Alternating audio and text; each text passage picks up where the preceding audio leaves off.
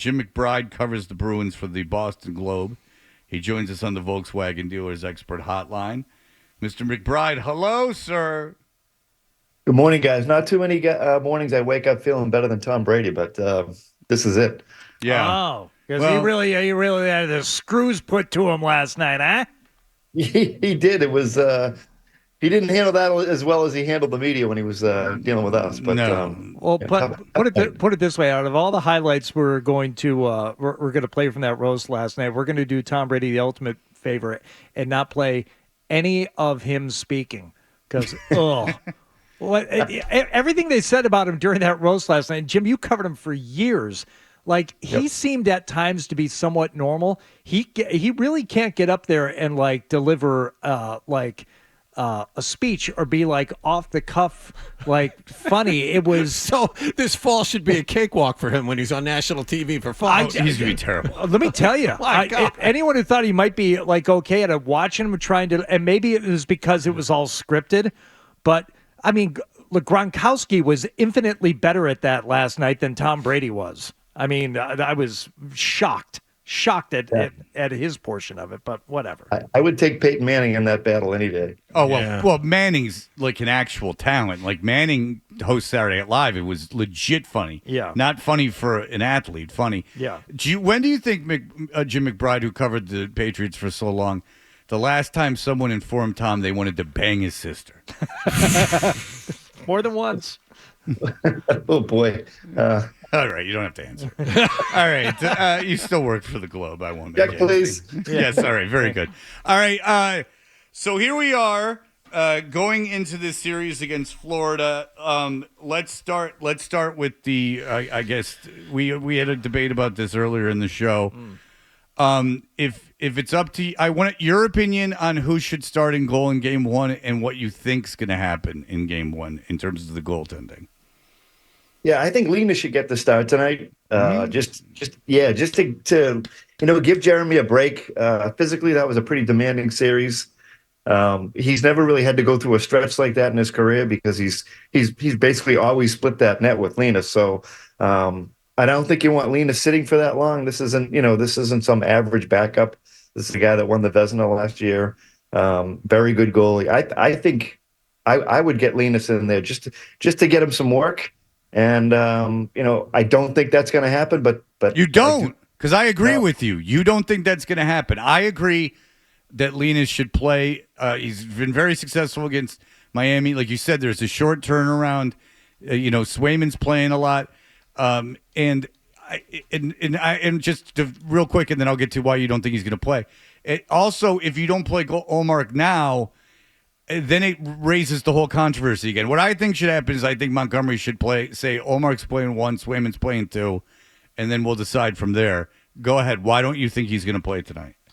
Yeah, and Don Sweeney talking yesterday when asked about it, he said, we're going to check with Jeremy in the morning and see how he feels, see what the doctors say about putting him through that series and then starting him again. So that made me feel like if you ask Jeremy, he's going to say, I want that net. So that's why I think he's probably going to get the net. But I just think you don't want Linus coming in cold if Jeremy has a bad game. You want him preparing like he always did during the season when he knew the net was his that night. And I just think that's the smart way to go if you want to keep up that rotation. All right, but the rotation's done. They abandoned the rotation after Game 3.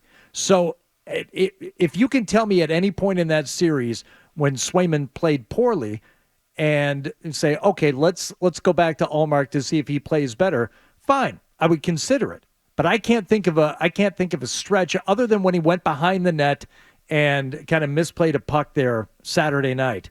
That was really the only gaffe I think I've seen him make in all the games that he's played. No, he's been terrific. No question.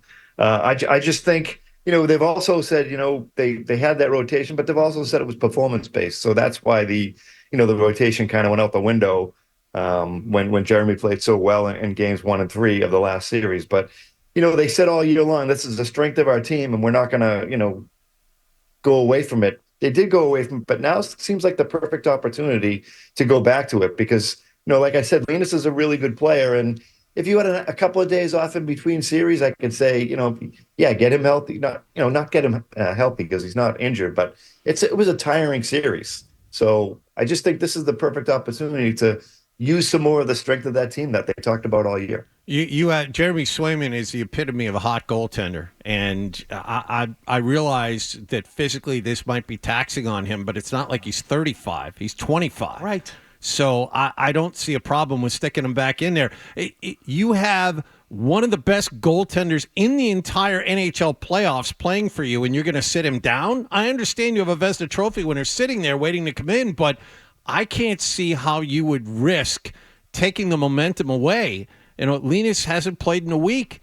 Put this guy in. Well, they lost 2 of the last 3 games, so the momentum is. I mean, and I know they weren't Swayman's fault, but it's not like they swept the Maple Leafs and they're like riding this winning streak. He's been outstanding. I know, but when you say you ride the momentum of the hot goalie, not necessarily the team, but the hot goalie. Okay, but Jim, I'll ask you: when someone says like we're riding the momentum, doesn't that sound better if you've won at least 2 of 3 than lost 2 of 3? Yeah, absolutely. And, as John points out, it certainly wasn't Jeremy's fault that they lost 2 of 3. But yeah, of course. I just think it's the perfect opportunity to use that strength of your team. Linus is a very good goalie. They do have confidence playing against him. He's had, and I know he had trouble in the playoffs last year against the Panthers, but he's been successful against the Panthers this year. So, I just think if you're gonna use everybody on your roster, this is a good time. Why wait till Jeremy has a bad period and then bring Linus in cold? Let him go through his routine that he normally does, and then give the net back to Swayman on Wednesday if he doesn't have a great game. Okay. Oh, wait. Let's go. So if you think if Ullmark has a great game tonight, that they should ride him in game 2? No. I would probably go back to Jeremy. Unless, okay. If he has a 35 save shutout and it's just otherworldly, then that decision becomes a lot harder. But I'd give the net to Linus tonight and give it back to Jeremy on Wednesday. Just finally on this matter, would it be a disadvantage to the team or in aid Florida in any way strategically if Montgomery just came out and said, Ullmark's playing tonight, Swayman's playing on Wednesday, and then we'll make our decisions from then on? Would that be like a bad chess playing?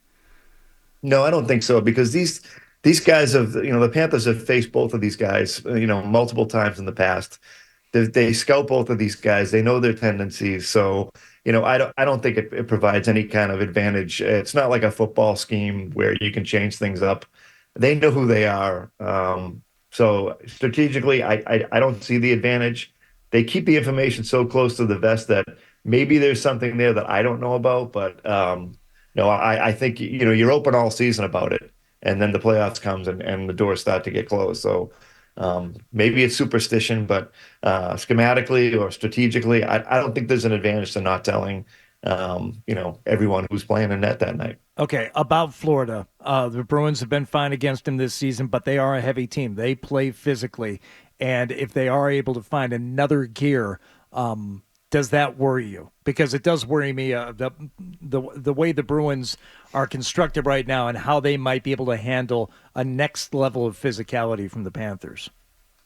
Yeah, I think, they're a tough team to play against. And I think Pat Maroon has helped in that department a lot. I would think that either, maybe Andrew Peeke gets back in, maybe Derek Forbert gets back in. I know both of them are close. You might need another physical, hard to play against defensemen when you're playing against this Florida team, particularly Matthew Tkachuk. He kind of sets the tone for them.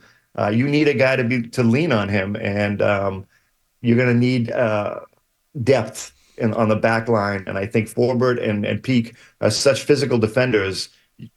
I would like to see them back in the lineup tonight if they're, anywhere above 95%. Jim, this is a small thing, but it's something that caught my eye yesterday. The Bruins called up Patrick Brown from Providence on an emergency basis. He's a forward, and usually you don't do that unless you have an injury concern with someone in your lineup. Is there an injury there we're not aware of?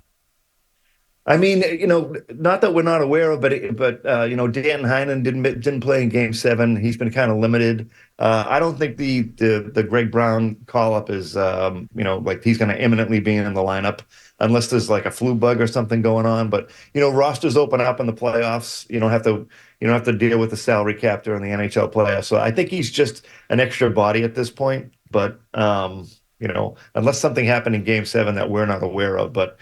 We haven't seen the team or talked to the players since that night. So, we're going to be at morning skate in a couple hours. So probably have a better grasp on it then. But I think Greg Brown's just kind of another body. All right. So Florida, ended up pushing the Bruins around in that 7-game series last year. Are the Bruins better suited to combat that this year than they were last year? Yeah, I think so. I think they're I think that series really took them by surprise last year.